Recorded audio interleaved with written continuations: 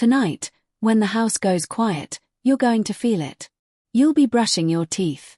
Or lying in bed, phone face down. And for half a second, you'll glance at the hallway. Just to check. Because it feels like someone is there. Watching. But for most of human history, that feeling wasn't paranoia. It was survival. You flip a switch now. Light floods the room. Shadows die instantly. Your ancestors never had that power. For 300,000 years, night meant something different. Night meant vulnerability. The moment the sun dropped, your world shrank to the size of your fire. Inside that circle, warmth. Voices. Safety. Outside that circle, you die. So what did their brains do? They started listening when there was nothing to hear. They started seeing when there was nothing to see. But here's the strange part. You live in 2026. You have locks. Alarms. Street lights. You are safer than any human who has ever lived. So why do you still feel watched?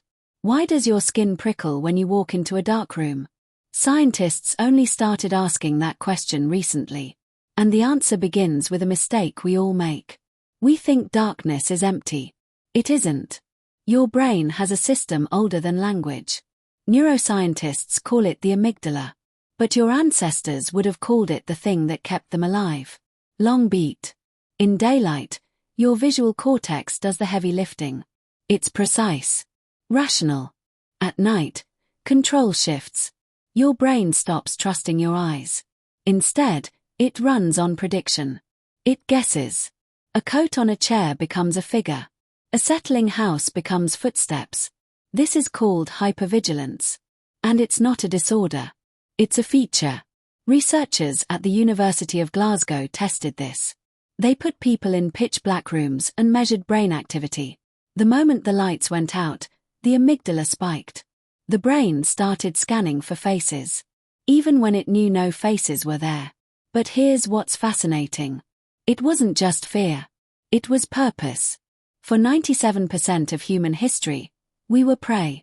Leopards. Hyenas. Other humans. They all hunted at night. Anthropologist Dean Falk found that early hominid skulls show more puncture wounds than any other predator damage. We were the hunted. So our brains evolved to make one specific error. A false positive. Better to think a shadow is a lion and be wrong, than think a lion is a shadow and be dead. Your ancestors who relaxed at night didn't become your ancestors. You are the descendant of the paranoid. Of the ones who woke up at every snapped twig. But here's the part nobody talks about. That system was never turned off. Electric light is 140 years old. That's nothing. In evolutionary time, it happened a second ago. Your biology still runs on firelight time. Harvard sleep researcher Charles Czeisler discovered this when he studied communities without electricity. Their nights were different. They didn't sleep 8 hours straight. That's an invention of the industrial age. They slept in TWO phases. First sleep.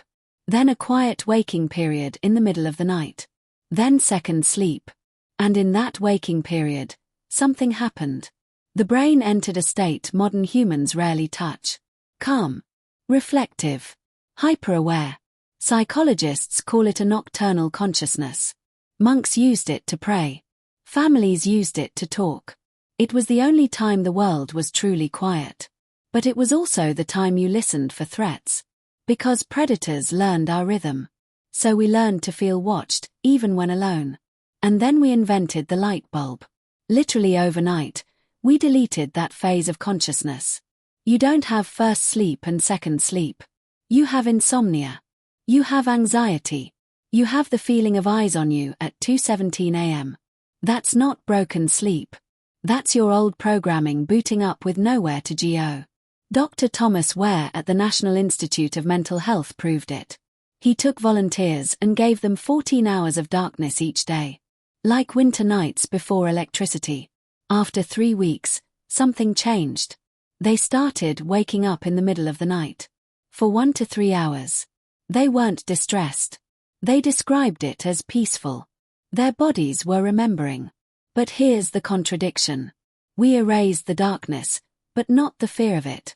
There's another layer to this. It's not just about predators. It's about people.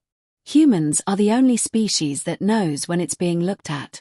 We can feel a gaze on the back of our neck. It's called gaze detection. And it's wired into your brainstem. It's so important that babies only a few days old can tell when someone makes eye contact. Because in ancient tribes, being watched meant one of two things.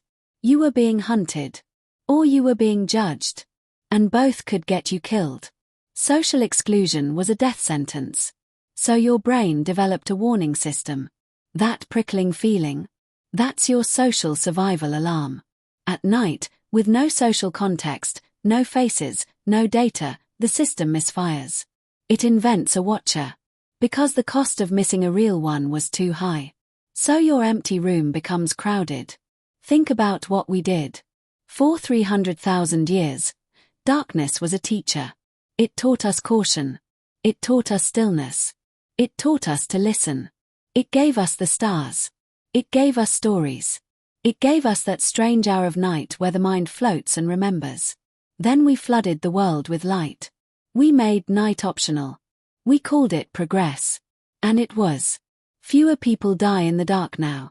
But something else happened. We took a brain built for firelight and caves. And we trapped it in apartments with LED hallways and blue screens. We told the amygdala the predators were gone. But we never convinced it. So now it hunts ghosts. Your ghost. That feeling you get when you sprint up the basement stairs. That's 300,000 years of ancestors running from something real. That urge to check behind the shower curtain. That's your great-great-grandmother checking the tree line. You are not irrational. You are ancient. Modern civilization didn't delete your instincts. It just took away their job. So they freelance. They haunt you in safe places. They whisper in your ear when the world is quiet. Because quiet used to mean danger. And your body still believes it. We traded all of that for a light switch. We traded the stars for screens. We traded the watchful night for insomnia and locked doors. We made ourselves safe. But we never made ourselves feel safe. So tonight, when the sun goes down, you'll still feel it. A presence. A gaze. A question your body keeps asking. Are we alone right now? For most of human history, the answer was no. And most of us never even knew it was gone.